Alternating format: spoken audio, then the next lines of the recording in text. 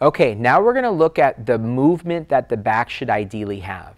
Now, I want you to keep in mind is that there's no such thing as perfect, and then within your own body and we each have our own limitations, and depending on what job we work or what activities we do, it has an impact on the motion that we have. But what we're going to do is we're going to go through the basic movements of the back. So what the back should be able to do is that it's going to have a few core basic motions. So the first motion that we're going to have our amazing assistant go through, Miss Jenna here, is we're going to have Jenna do flexion of the spine. So we're going to have you turn that way just a little bit, and then nice and easy you're just going to slowly roll forward one vertebrae at a time, and we're going to see the flexion that should be going on through her body through here. Good. Pause there. So what should happen is that the spine should be able to effortlessly and gently flex forward.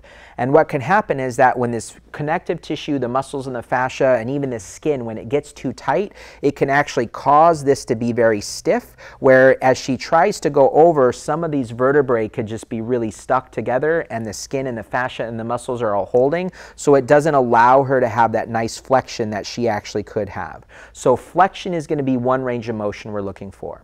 Extension is going to be the mere fact of her coming back up and standing in gravity. That is actual extension. Then if we have her go into hyperextension, she's actually going to come backwards into some position here. Now again, depending on the flexibility of a person's spine, they have more of this or they have less of this, depending on how long or short their spine is. All of these are different things. So the next motion that we're going to look at, we're going to have Jenna face forwards again. Nice and easy, we're going to have her go into a lateral flexion. So not only do we have forward flexion, but we're going to have lateral flexion of the spine. So we're going to have Jenna flex to her right side.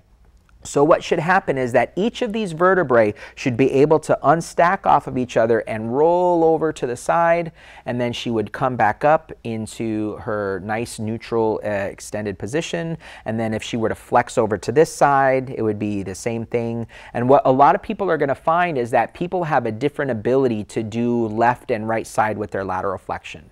And we're going to have Jenna come back up. And then the last motion that we're going to look at is actually kind of a complicated motion because it takes all of these different muscles throughout the three-dimensional aspect of the body. So the front, the sides, and the back all have to contract and relax at different rates along the same muscle to be able to accomplish our rotation. So if Jenna were to just rotate around to her left side, her pelvis stays forward, but the spine itself is rotating around. And how this happens is that each vertebrae has just a little bit of movement, and that little bit of movement at each vertebrae adds up to a lot of movement by the time we get to the top of the head. So if she just softens back to the middle, and then she would have the same the same rotation the other way. So she rotates up, and again, each of these muscles, all of these muscles are long sheets and cables. So the muscle on her right side is doing something different than the muscle on her left, and within the same muscle, the top and the bottom end of the muscle could be doing different activities in regards to relaxation or contraction. You can soften, that was very nice, in regards to accomplishing those tasks. So those are going to be the basic motions of our spine.